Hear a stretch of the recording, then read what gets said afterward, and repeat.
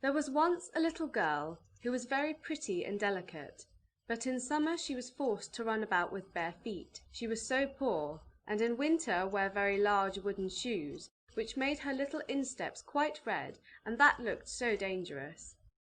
In the middle of the village lived old Dame Shoemaker. She sat and sewed together, as well as she could, a little pair of shoes out of old red strips of cloth. They were very clumsy, but it was a kind thought. They were meant for the little girl. The little girl was called Karen. On the very day her mother was buried, Karen received the red shoes and wore them for the first time. They were certainly not intended for mourning, but she had no others, and with stockingless feet she followed the poor straw coffin in them. Suddenly a large old carriage drove up, and a large old lady sat in it. She looked at the little girl, felt compassion for her, and then said to the clergyman, "Here, give me the little girl, I will adopt her." And Karen believed all this happened on account of the red shoes, but the old lady thought they were horrible, and they were burnt. But Karen herself was cleanly and nicely dressed. She must learn to read and sew, and people said she was a nice little thing, but the looking-glass said, "Thou art more than nice, thou art beautiful."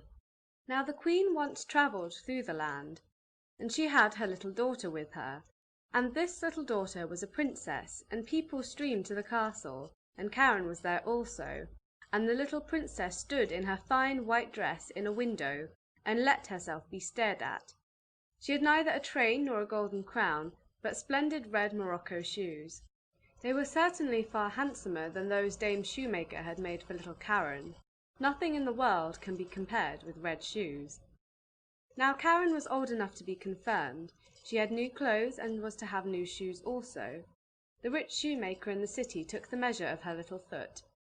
This took place at his house, in his room, where stood large glass cases, filled with elegant shoes and brilliant boots. All this looked charming, but the old lady could not see well, and so had no pleasure in them. In the midst of the shoes stood a pair of red ones, just like those the princess had worn. How beautiful they were! The shoemaker said also they had been made for the child of a count, but had not fitted. "That must be patent leather," said the old lady. "They shine so." "Yes, they shine," said Karen, and they fitted, and were bought.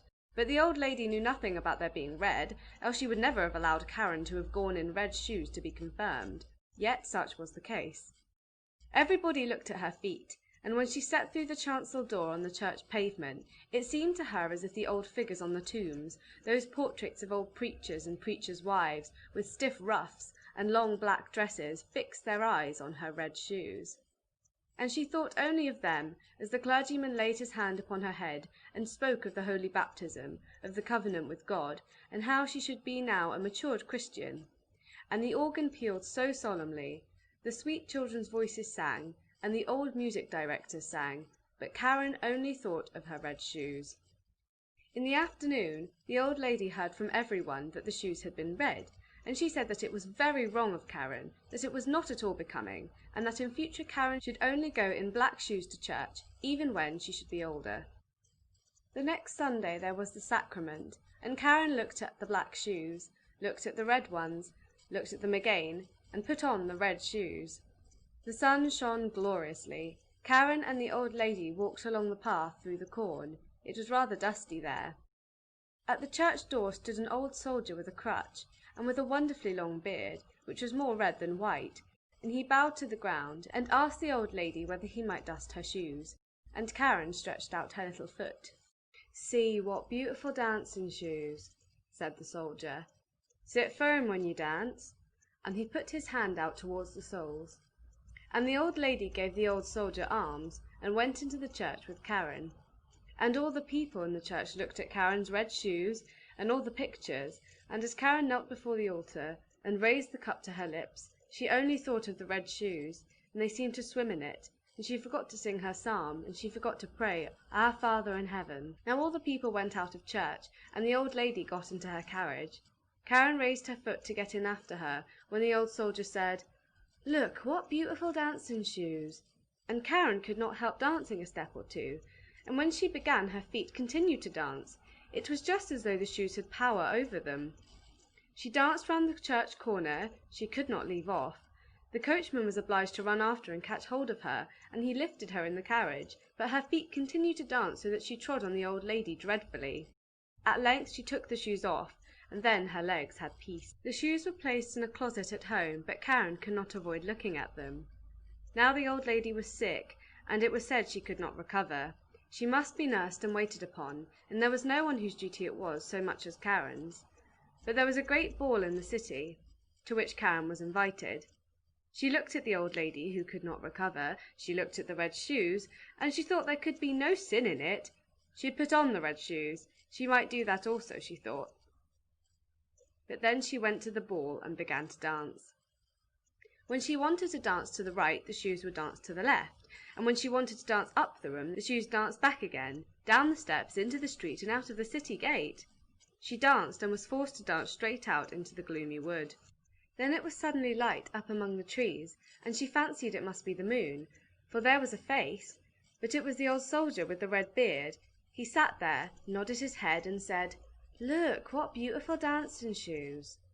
Then she was terrified, and wanted to fling off the red shoes, but they clung fast, and she pulled down her stockings, but the shoes seemed to have grown to her feet, and she danced, and must dance, over fields and meadows, in rain and sunshine, by night and day, but at night it was the most fearful. She danced over the churchyard, but the dead did not dance. They had something better to do than to dance. She wished to seat herself on a poor man's grave, where the bitter tansy grew, but for her there was neither peace nor rest, and when she danced towards the open church door, she saw an angel standing there. He wore long white garments. He had wings which reached from his shoulders up to the earth. His countenance was severe and grave, and in his hand he held a sword, broad and glittering. "Dance shalt thou," he said. "Dance in thy red shoes till thou art pale and cold, till thy skin shrivels up and thou art a skeleton. Dance shalt thou from door to door, and where proud vain children dwell, thou shalt knock, that they may hear thee and tremble. Dance shalt thou." "Mercy!"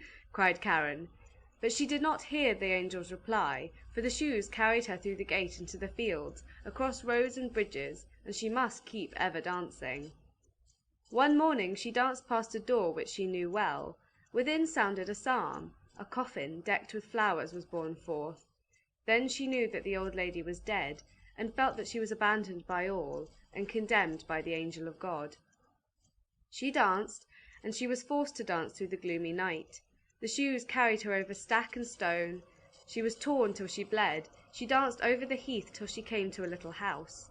Here, she knew, dwelt the executioner, and she tapped with her fingers at the window and said, "Come out! Come out! I cannot come in, for I am forced to dance." And the executioner said, "Thou dost not know who I am, I fancy. I strike bad people's heads off, and I hear that my axe rings." "Don't strike my head off," said Karen. "Then I can't repent of my sins, but strike off my feet in the red shoes." And then she confessed her entire sin, and the executioner struck off her feet with the red shoes, but the shoes danced away with the little feet across the field into the deep wood. And he carved out little wooden feet for her, and crutches, taught her the psalm criminals always sing, and she kissed the hand which had wielded the axe, and went over the heath. "Now I have suffered enough for the red shoes," said she. "Now I will go into church that people may see me." And she hastened towards the church door, but when she was near it, the red shoes danced before her, and she was terrified and turned around. The whole week she was unhappy, and wept many bitter tears, but when Sunday returned, she said, "Well, now I have suffered and struggled enough. I really believe I am as good as many a one who sits in the church, and holds her head so high." And away she went boldly, but she had got no farther than the churchyard gate before she saw the red shoes dancing before her, and she was frightened and turned back, and repented of her sin from her heart. And she went to the parsonage, and begged that they would take her into service. She would be very industrious, she said, and would do everything she could. She did not care about the wages, only she wished to have a home, and be with good people. And the clergyman's wife was sorry for her, and took her into service, and she was industrious and thoughtful. She sat still and listened when the clergyman read the Bible in the evenings. All the children thought a great deal of her, but when they spoke of dress and grandeur and beauty, she shook her head. The following Sunday, when the family was going to church, they asked her whether she would not go with them, but she glanced sorrowfully, with tears in her eyes, at her crutches. The family went to hear the word of God, but she went alone into her little chamber. There was only room for a bed and chair to stand in it, and here she sat down with her prayer book, and while she read with a pious mind, the wind bore the strains of the organ towards her, and she raised her tearful countenance and said, "O God, help me!" And the sun shone so clearly, and straight before her stood the angel of God in white garments, the same she had seen that night at the church door, but he no longer carried the sharp sword, but in its stead a splendid green spray full of roses. And he touched the ceiling with the spray, and the ceiling rose so high, and where he had touched it there gleamed a golden star.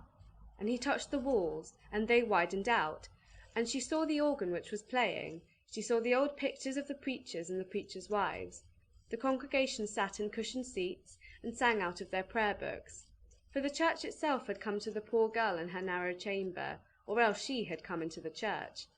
She sat in the pew with the clergyman's family, and when they had ended the psalm and looked up, they nodded and said, "It is right that thou art come." "It was through mercy," she said, and the organ pealed, and the children's voices in the choir sounded so sweet and soft. The clear sunshine streamed so warmly through the window into the pew where Karen sat. Her heart was so full of sunshine, peace, and joy that it broke. Her soul flew on the sunshine to God, and there no one asked after the red shoes.